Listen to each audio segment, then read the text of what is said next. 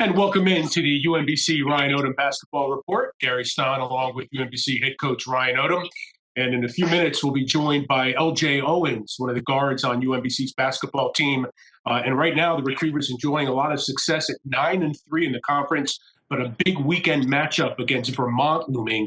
And who better to talk about the Vermont UMBC series than the great Jairus Lyles, who will be joining us in just a few minutes to talk about his past experiences and the games between both programs.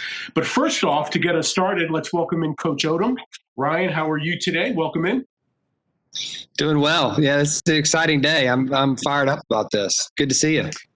Yeah, and it's great to see you too, and it's great to get a series sweep over the Stony Brook Seawolves. Not an easy task, and we'll talk to LJ Owens about that in a minute. But first, your impressions. It's been a weird month. You know, the team's been off for a week, on for a week. They had shooting troubles against Hartford, but it all seemed to come together in a tough weekend up on Long Island. Yeah, it was a big weekend for us. We needed to play well. Obviously, we knew the circumstances. You know, we're trying to, kind of stay near the top of the league. And Stony Brook's a good team. You know, they have good talent, and they were playing well at the time and still are. And I thought our guys did a really nice job throughout the whole weekend of really just controlling what we could control. And like you mentioned, it has been a weird year for all of us, with pauses and interruptions and just overall tough things for the normal basketball player and coaches to deal with. But the guys have done a tremendous job. They really have. And I was really, really proud of in both games, our guys really defended well and found ways to score. I thought it was a great weekend. Yeah, I think it really was. And RJ Idlerock was player of the week that week, Coach, as I'm sure you know, in the America East Conference. Let's talk about that first game. And that was the big game, really, for RJ. He pumped in 23 points in that game. UMBC came back from a deficit and won it by 6. Talk about that first game, and then we'll talk about game 2 in a minute as we welcome in LJ Owens. Yeah, it was just a hard-fought game. I mean, Stony Brook does a great job of really defending well. I mean, they're a great defensive team. They make it difficult on you. They're a tremendous rebounding team. And so we knew going into the overall series that if we wanted to have a chance to win, we were going to have to rebound the ball extremely well. In the first game, they got probably 33% or something like that of their misses. But what offset that for us was we were able to get a high number as well for our team of extra shots. And, I think that was a big difference in the game. Certainly timely shots from LJ, timely shots from Darnell, and obviously RJ had a tremendous overall game. I do think, overall on the weekend, Dimitri was tremendous. Dan just coming back, just kind of getting back in the fold again after being injured. And I thought Meach has done a great job, of just really, not just relying on scoring baskets around the rim. He's really done a great job of rebounding. He's offensive rebounding. He's defending better, making it harder for his matchup to score. I think that was a big key to the game for us. Yeah, absolutely. You talk about defending better. There was no doubt about it. And he's moved into the starting lineup now, as you say, with Dan Ocken kind of battling a couple different injuries. Coach, if we could, let's bring in one of the most consistent performers over the last 2 years for UMBC, and that is, of course, LJ Owens, the off guard. LJ, a local product out of Anne Arundel County, went to Severance School. LJ, welcome in. How are you today? I'm good. Thanks for having me. Good. And let's pick up the conversation, LJ, before I let you and Coach bat it around a little bit. Just talk a little bit about the Stony Brook series in general, game 2 in particular. It's hard to win that second game after winning the first because it's so fresh in the mind of the opponent. But you guys were able to, extend that lead in the second half and win it by 12. Yeah, going to, all the weekend series, coaches tell us to focus on the first game and, try to adjust to what we want to fix after that. And the last couple of weekends before that, we were splitting. So we wanted to come in and, the guys, we got together before the game. And before we started, we just wanted to come together and just say, let's get this done. It'll put us in a good position to where we want to be. So we just came out with intensity. Of course, it was runs both ways, but in the end, we got it done, and we had a successful 2-0 weekend. So. Hey, LJ, before I turn it over to Coach, what about the versatility of this team, just in general, but in the backcourt in particular? It seems like on any given night, any given day, anybody could lead the team in scoring. 15, 17, 20, you, RJ, Darnell, Brandon Horvath, Dimitri, etc. It seems like you guys have a lot of different options with which to get the ball in the basket. Yeah. Like you said, we very versatile. Any night, anybody can have the high hand, and we just want to make sure who's ever on that night get some good looks. And I think that's one of the reasons why we're playing like one of the best teams in the conference right now, because I think it's hard for other teams to prepare, because if you try to take one player out, we got 2 or 3 other players that can pick it up. So, yeah. Coach, I'm going to turn it over to you about LJ and how you even got him to come here to UMBC.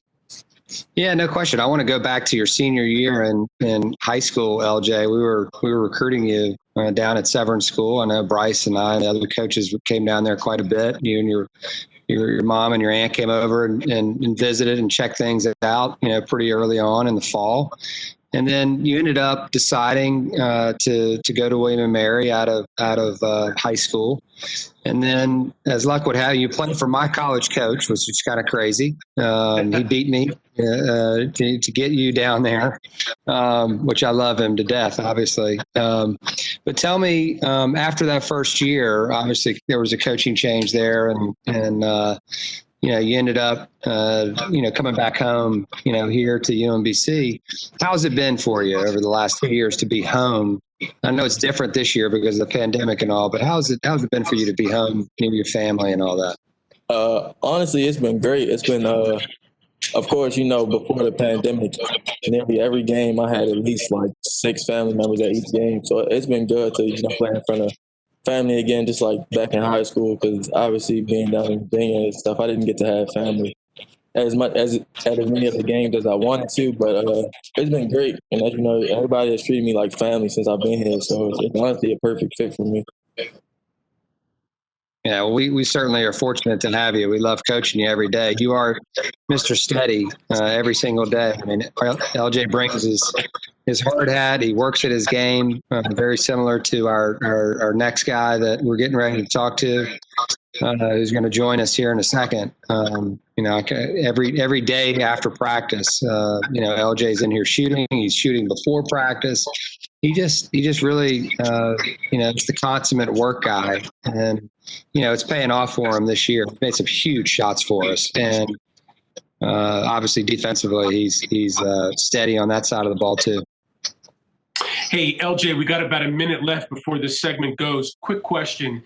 You actually took only one official visit after you decided to transfer from William and Mary, and that was to UMBC. Yep. Although there were a couple other schools that were interested. What about UMBC cemented it in your mind that you didn't even need to look anywhere else? Yeah, going back to what Coach said, we kind of had a relationship for a while, even before I went to William and Mary. So I know once I came back and I went on the visit and just got to reconnect with the staff and a couple other guys, I knew it was somewhere I wanted to be. So I didn't waste any time. All right, sounds good. Coach, you hang on. LJ, you as well. We'll step aside here for a quick break. When we return, one of the all-time greats, Jairus Lyles, will join us when the UMBC Ryan Odom basketball report continues right after this.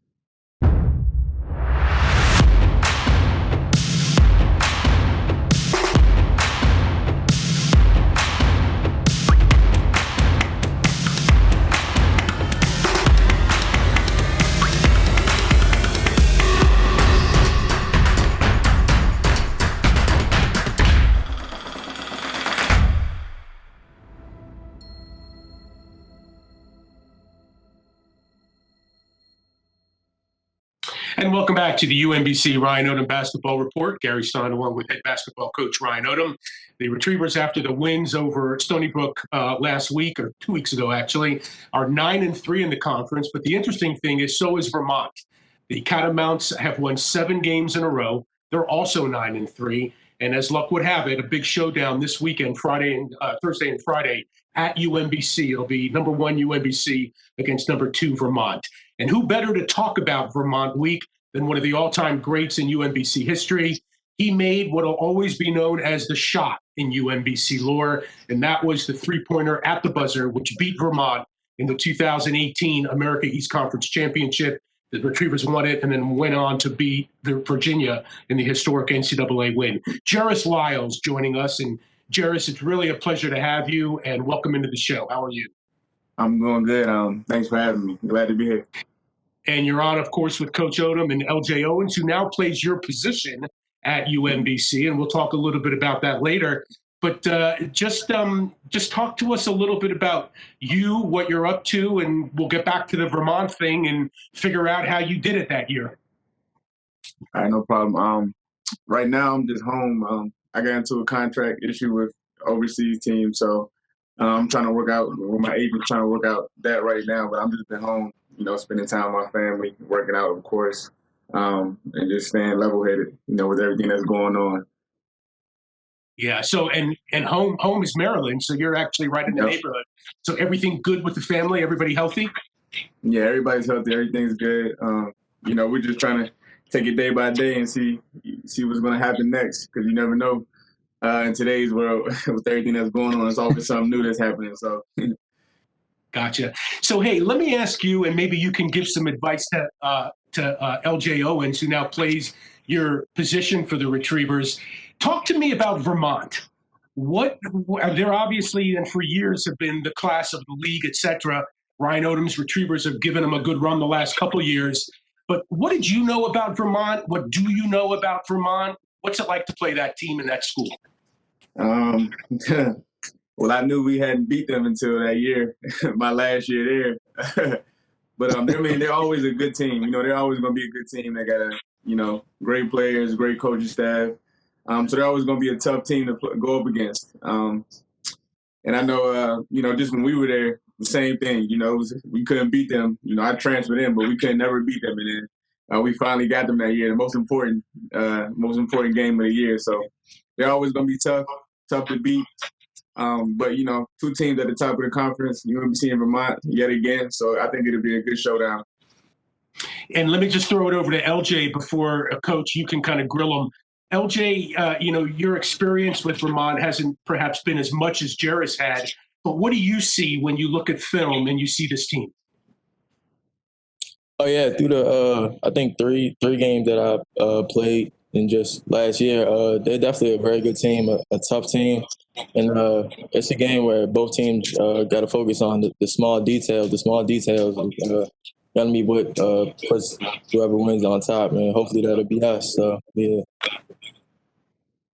Coach, I'm going to turn it over to you. Yeah, this is so neat to have these two guys here together. And, I appreciate both of them because they're both not only great players, but they're great students and guys that really care about doing the right thing. And they're both a joy to coach. I like Jairus. I was fortunate enough to coach Jairus for 2 years. And I can honestly say I never had one time where I had to say, hey, Jairus, don't, and I'm talking about strictly from an off the court standpoint, like don't do this or don't do that. And LJ is the same way. It's like he was never late for a class. All right. He was always on time, minus one instance. He was late for a shoot around one time. Jairus was like 2 minutes. The crazy coach didn't start him that game. But he wasn't ever late again. I know that. And it wasn't a purposeful thing, for him. And, I'm very fortunate to coach guys like these two right here. That's for sure. And what we're getting ready to face on Thursday and Friday is, as good as it gets in our league. They're really hard to beat. They're hard to compete with because they challenge you on both sides of the ball. They make it really hard for you to score. And then they really spread you out and play their strengths on offense. And, we were fortunate enough that 1 year to beat them in the championship, and we've had some really knockdown dragouts since then. And we expect nothing different, come Thursday night. But I know that LJ and the rest of his teammates are going to be ready. Yeah. LJ, let me build on that real quick for a second. Does it feel different this week, kind of inside the locker room, knowing that it's Vermont coming to town, with no disrespect to any other school in the conference? But does it feel a little different? Are you guys focused a little more? How does that look? Oh yeah, like you said, every week we try to come in and just focus on the task at hand. But this week they ended our season last year, so we kind of got that sour taste in our mouth, and we want to get back on them and finish atop the league. So we definitely locked in. But every week we try to come locked in. But this one is definitely we trying to come and get them. So yeah. So LJ, what do you remember about the run, that Jairus and his teammates had? You obviously were I don't know, was that your freshman year, or was that was senior year? Yeah, that was the end of my senior year. Yeah. What do you remember about that? Honestly, it was crazy. I just remember because obviously you guys are recruiting me, so I remember just following you guys slowly, and then once Jairus hit the shot, it was like the buzz started building, just around here and things like that. And I remember going to school after you guys beat Virginia, and everyone was like, "Did you see that? Did you see that?" Because everybody kind of knew you guys were recruiting me, so it was it was crazy, just around the city. It was everybody was just talking about it. So yeah, it was definitely fun to witness. Hey, you see what you created, Jairus? That's so true. Hey, LJ, listen, we really appreciate you coming on. We're going to let you go and get on with your day. But we look forward to seeing you on Thursday and Friday, and best of luck, my friend. I appreciate it. Thanks for having me. All right, Al. All right, see you, Coach. See you, buddy. That is LJ Owens, from one shooting guard to another. Let's get back over to Jairus Lyles here. Hey, Jairus, everybody, obviously the game that people want to talk about is the Virginia game, and then probably the Vermont game after that, no particular order. But I want to talk about another game for just a quick minute, if I may. And that's a game that you played in before Ryan Odom got here at UMBC. And that was the season before, 2015-16, your first game in a Retriever uniform. I'm sure you remember. It was at Howard down in D.C., kind of in your neighborhood. I mean, not quite, but, down that way. And I've never had a chance to ask you about this, but you had a tough 2 years before that. VCU, Robert Morris. You were traveling around. You were kind of like in basketball no man's land there for a little while. And then you burst onto the scene and you rewrote all the history books at UMBC, the record books. Just take me back to that day and how you felt coming onto the court and kind of finding your home, your balance, your rhythm for the first time in quite a while, maybe. I mean, that whole time was tough. Coming out of high school and then, going to VCU, not playing, and then transferring, having to sit out that year, and then transferring again mid-semester to UMBC, so having to sit out a little extended period of time as well on top of that other sitting out period. But that was a tough time, but I just stayed true to myself. I continued to work on my game, fix the things I needed to fix within myself. And then stepping on the court that first game, I was nervous. I didn't know. I mean, I knew I was putting in the work, so I knew it was going to show, but I was definitely nervous about that game. Just being I hadn't played basketball 5-on-5 with the refs, and probably I think it was a little bit over a year, so a little nerve-wracking, but it was exciting as well. So. And Coach, I'll let you pick it up. When you came to town, and what did you see when you saw Jairus Lyles? Yeah, I mean, I think one of the neatest things that, I saw was a team that was ready to listen and learn. A bunch of guys, as I went through, I was thinking about it last night. As I went through, when I first got here, our staff first got here, I can remember having individual meetings, with all the players. Jairus will remember this. I probably had a bunch of meetings with him in particular, but one, I tried to go through the entire team within about a 2-week period.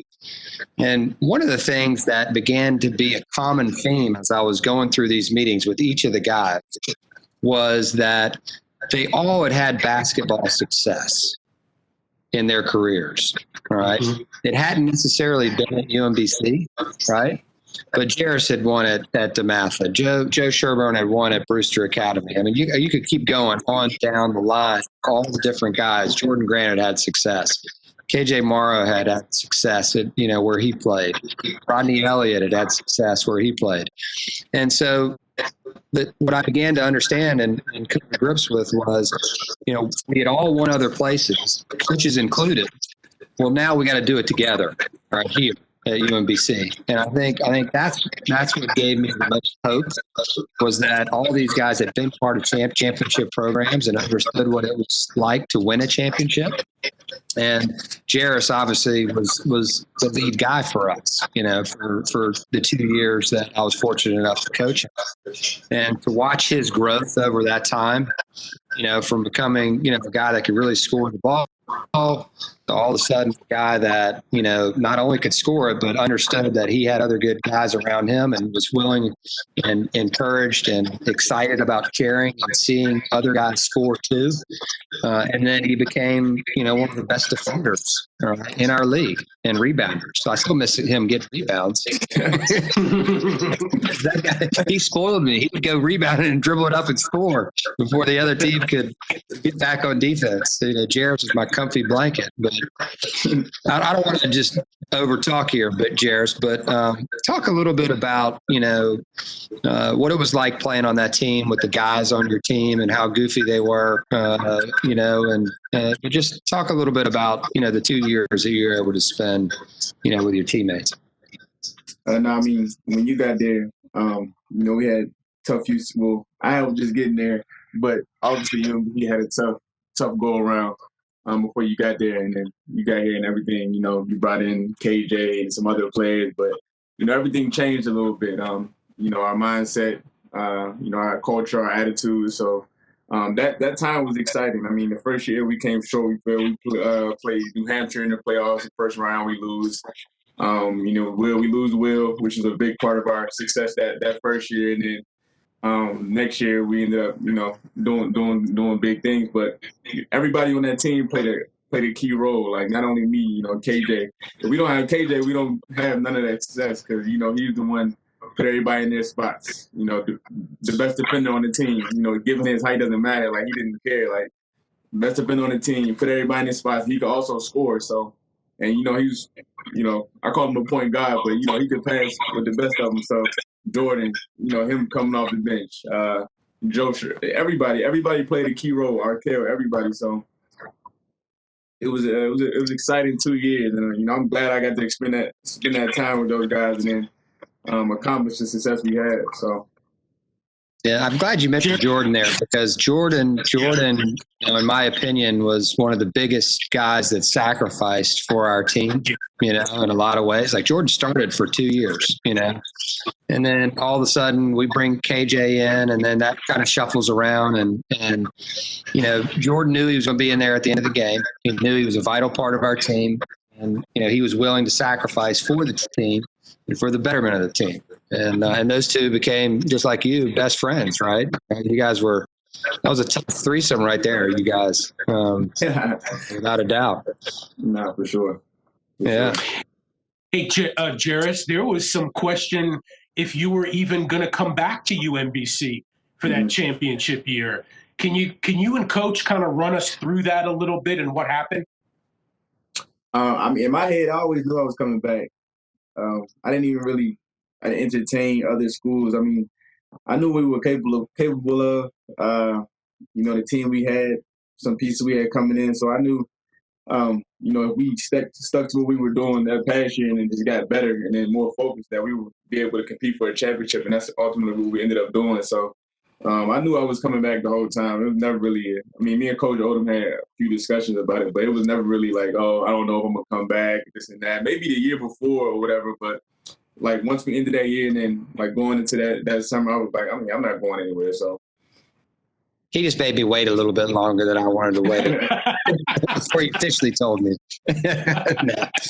No, Jairus was great in that. I think one of the cool parts about that story was, of course, I was nervous. I was nervous Jairus was going to leave, but I was going to support whatever Jairus wanted to do. If that was what he wanted to do, then I was going to support him, 100%, with that.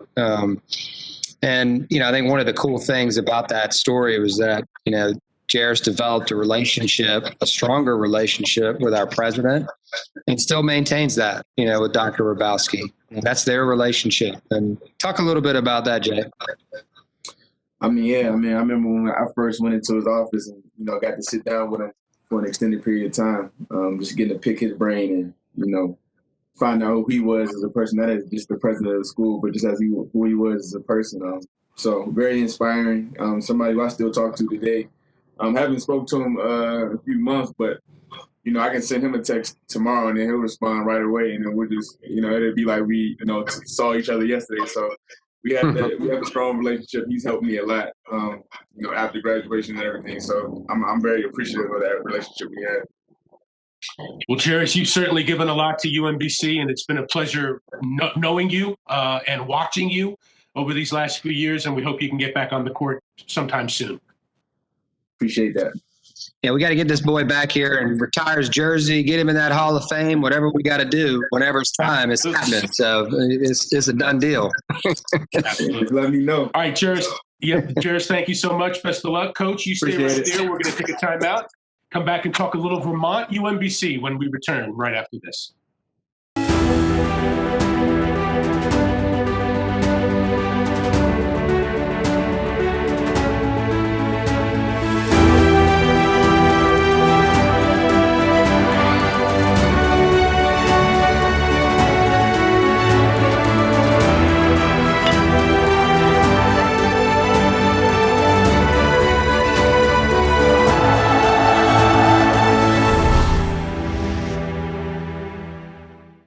Final segment here on the UMBC Ryan Odom Basketball Report. And, Coach, it is Vermont week. Both you and Vermont are 9-3 on the season. More than likely, this series will go a long way in determining the regular season champion. Just talk a little bit about them and what they bring to the table and how you're approaching this weekend. Yeah, they're a championship program, without a doubt. They got a championship coach and players as well. I really like their team this year. I know they've been on pause. They've been on pause, for a couple of times, during this year, and that's not easy. We were on pause once, and we're fortunate enough to get out of it pretty quickly. But I was impressed with what I saw, with them coming out of that pause against Stony Brook. They played well at home. They've got veteran guys, certainly at the guard position. And they've got, a guy who's really stepping up in the front court in Davis and it's really kind of taken over that spot inside and done great things with it. He's their leading scorer, right now. So they're a well-balanced team. They're really good on defense. They make it tough for you to score. And then offensively, they're really well spaced and they know where they're trying to get the ball, in every possession. So we've got our hands full, as does, anybody in our conference that matches up against them. But, when we started the season, this was where we wanted to be. With a chance to compete, for a championship. And obviously we've got the tournament coming up, after this as well. And so we're excited to step on the court with them on Thursday. So LJ Owens said something interesting when we were talking to him a little earlier. He said, it's obviously you have to focus, but it's really the little things that matter, especially in a big game against Vermont. So from your perspective, what are the little things that you're asking UMBC to focus on in this big game coming up? Yeah, quite honestly, it's not much different in any other game, in terms of little things and things that help you win basketball games. We've got to defend. We've got to force hard shots. We've got to rebound the ball. We've got to chase down loose balls and make multiple efforts. We've got to, I'd say it's a little thing. We've got to pass the ball well. We got to pass it better than we've passed it, so far this season. And we're capable of passing it better. We've got to establish, a low post, and get the ball inside and try to create some easy baskets. We've got to get to the free throw line. A lot of these things, are things that we focus on in every game that we play, and it won't be any different playing against Vermont. The stakes will be higher, in terms of the standings and how things shake out. But we have to play, solid basketball and be balanced on both sides in order to have a chance to win. So I just want to remind UMBC folks, UMBC fans, these games will be Thursday and Friday. The Thursday game is an ESPNU broadcast, a national broadcast at 7 p.m. And then we'll have the call on ESPN3 at 5 p.m. on Friday afternoon. So again, a Thursday and Friday. Coach, like you said, you really couldn't ask for much more, right? Here you are with a chance to play for the regular season championship, go on to the tournament, and there they are, same situation. So we wish you the best of luck this coming weekend. Thank you. I appreciate it. All right. And that'll do it for the UMBC Ryan Odom Basketball Report. Hopefully we'll be back with you after the Vermont series. We'll be able to talk about that and what comes ahead for the Retrievers. Until next time, we'll see you right here on the UMBC Ryan Odom Basketball Report.